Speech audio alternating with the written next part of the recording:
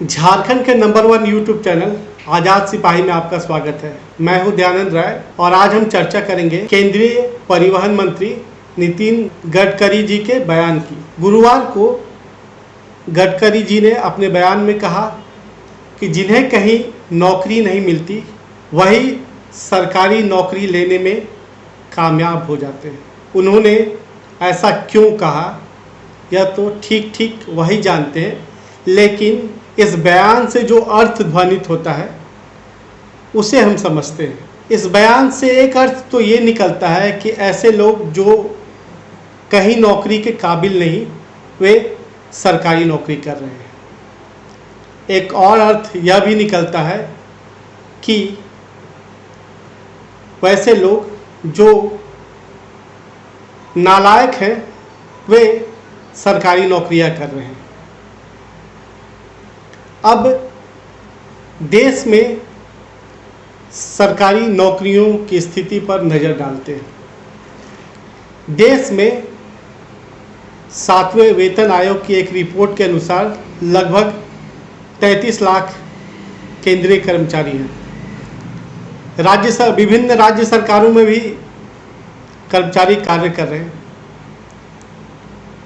कर्मचारियों की नियुक्ति खासकर भारतीय प्रशासनिक सेवा के लिए कितनी कठिन परीक्षा होती है यह जग जाहिर है। और क्लर्क से लेकर रेलवे तक में सरकारी नौकरी के लिए कितनी कठिन परीक्षा होती है और इन परीक्षाओं में चुने जाने के लिए कितना पसीना बहाना पड़ता है, यह उन प्रतियोगी परीक्षाओं की तैयारी करने वाले युवाओं से बेहतर और कौन जानता है। 10-10 साल की तैयारी करने के बाद, लगातार अभ्यास करने के बाद कोई युवा सरकारी नौकरी प्राप्त करने में सफल होता है। अब लोग सरकारी नौकरी क्यों करना चाहते हैं यह भी समझना होगा। देश में लगभग 1 से 2% लोग सरकारी नौकरी कर रहे हैं। इन नौकरियों में एक तो जहां वेतनमान निश्चित है, वहीं सुरक्षा की भी गारंटी है। जाहिर है इनके प्रति युवाओं का लगाव होता है। केंद्र की मोदी सरकार वर्ष 2014 में जब सत्ता में आई तो उसने अच्छे दिन लाने का वादा किया था, लेकिन जो आंकड़े हाल के दिनों में सामने आए हैं उससे साफ होता है कि यह सरकार अच्छे दिन लाने की जगह बुरे दिन ले आई है। सरकारी नौकरियां लगातार कम की जा रही हैं। अभी कोरोना संकट में तो लगभग 12 करोड़ से अधिक लोगों की नौकरियां गई। तो सवाल सरकारी नौकरियों के प्रति सरकार की दृष्टि का भी है।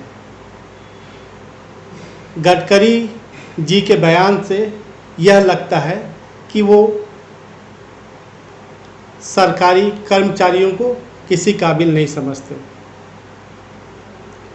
जिस तरीके से देश में मोदी सरकार के समय में विनिवेश हो रहा है उससे और सरकारी नौकरियां जाएंगी।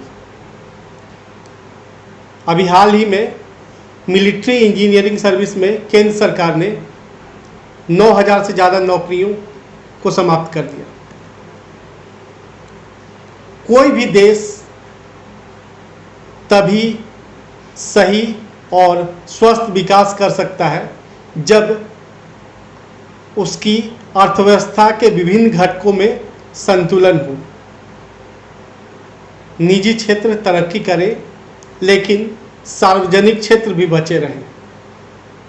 पर सरकार की जो नीतियां हैं उससे यह साफ जाहिर होता है कि न तो सरकार नौकरियों के पक्ष में है, न सरकारी नौकरियों को अच्छी दृष्टि से देखती है।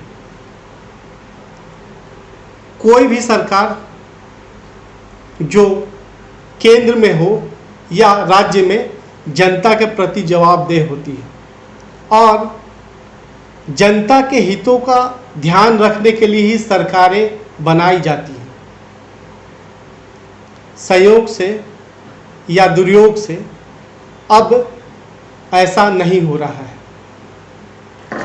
देश में वर्ष 1991 के बाद से जो सरकारें बनी, चाहे वो कांग्रेस की हो या भाजपा की या फिर किसी दूसरे दल की, सब ने नौकरियां समाप्त करने की दिशा में काम किया। आर्थिक उदारीकरण के बहाने मजदूरों का शोषण बढ़ा और सरकारी नौकरियों पर कैंची चली। नतीजा, जो लोग सरकारी नौकरियां चाहते थे, उसके लायक थे और उसे हासिल कर सकते थे, वे अब रिजल्ट के इंतजार में अपने दिन बिता रहे हैं। केंद्र हो या राज्य सरकार, उसे जनता की आकांक्षाओं के अनुरूप काम करना चाहिए।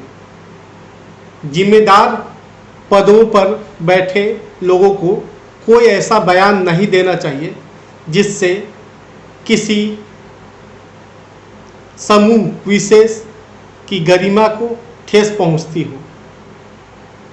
यदि राजनीति को अपनी गरिमा बचाए रखनी है तो उसे अपने इंटरफेरेंस के क्षेत्र का भी ध्यान रखना होगा। देश में 33 लाख सरकारी कर्मचारी हैं। ये वो संख्या है जो पूरे देश को चलाती है। राज्य सरकारों में भी ऐसे कितने ही कर्मचारी हैं जिनमें काबिलियत भरपूर है और वो अपनी क्षमता का इस्तेमाल भी कर रहे हैं। गडकरी जी ने ऐसा बयान क्यों दिया, ये तो वही जाने, लेकिन हम तो इतना मानते हैं कि न तो देश के युवाओं की क्षमता में कोई कमी है, न जो सरकारी नौकरी कर रहे हैं उनमें। वे बड़ी मेहनत से, बड़ी लगन से और बड़ी तैयारी के साथ परीक्षाएं पास करके केंद्र हो या राज्य की सेवा में आए हैं। इनका सम्मान किया जाना चाहिए और बेहतर यही होगा कि राजनीति अपने आप को गरिमामयी बनाए रखे। आज़ाद सिपाही देखने के लिए आपका धन्यवाद।